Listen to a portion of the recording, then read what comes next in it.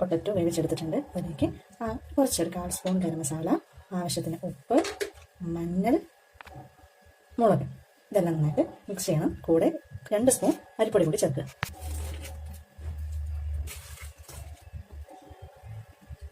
ഇനി ഇത് നന്നായിട്ടൊന്ന് കൈവച്ച് കുഴച്ചെടുക്കുക.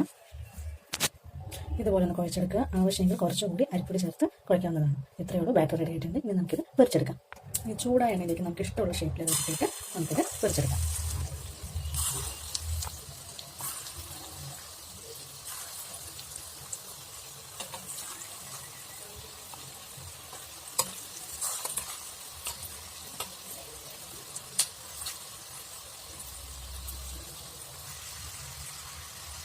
ഇത്രയേ ഉള്ളൂ. Potato balls ready.